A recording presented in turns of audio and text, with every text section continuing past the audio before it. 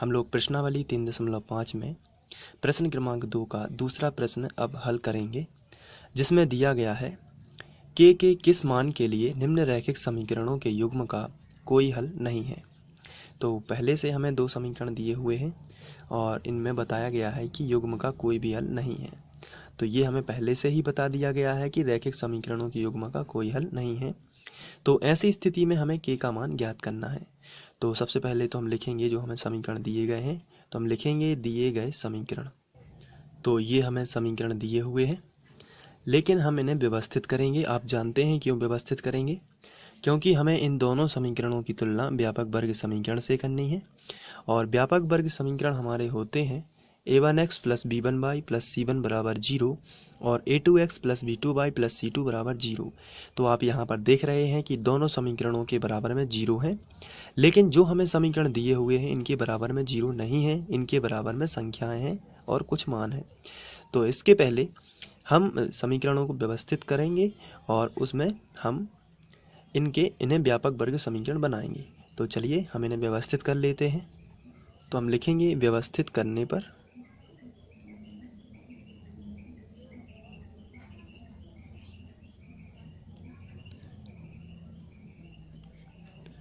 और सबसे पहले लिखेंगे 3x प्लस y, लेकिन ये जो प्लस का 1 है इसका पक्षांतर इस तरफ हो जाएगा तो ये माइनस का 1 होगा, बराबर में हमें मिलेगा 0। अब हम इसे समीकरण 1 बना सकते हैं। इसके बाद जो दूसरा समीकरण है 2k-1 into x plus k-1 into y। अब ये जो पूरी संख्या है इसका पक्षांतर इस तरफ करेंगे क्योंकि हमें बराबर में 0 चाहिए। तो ये प्लस का 2k उस तरफ जाएगा तो माइनस का 2k हो जाएगा। ये प्लस का इसलिए है क्योंकि इसमें कोई भी चिन्ह नहीं लगा है। प्लस का 1 इस तरफ आएगा तो माइनस का 1 और बराबर में आएगा 0। अब देख सकते हैं अब बराबर में 0 है तो हम इसे समीकरण 2 बना सकते हैं। अब हम समीकरण 1 व 2 की तुलना व्यापक वर्ग समीकरण a1x plus b1y plus c1 बराबर 0 तथा a2x plus b2y plus c2 बराबर 0 से करेंगे। तो हम तुलना करेंगे तो हमें a1 का मान मिलेगा 3, यहाँ पर आप देख सकते हैं, और b1 का मान हमें मिलेगा 1 और c1 का मान मिलेगा -1। यहाँ पर समीकरण 1 में x का गुणांक a1 का है और y का गुणांक b1 का, और जो संख्या लिखी है वो c1 का मान है। इसी तरीके से a2 का मान मिलेगा हमें 2k-1 x का पूरा गुणांक जो समीकरण 2 में है, और b2 का मान हमें मिलेगा k-1। तो यहाँ पर हम लिखेंगे k-1 और c2 का मान हमें मिलेगा -1, 2k-1 -2k-1। आप देख सकते हैं यहाँ पर ये c2 का पूरा मान है। अब चूंकि हमें दिया गया है, जो क्वेश्चन है उसमें हमें दिया गया है, आप ऊपर देख सकते हैं कि निम्नलिखित समीकरणों युग्म का कोई हल नहीं है।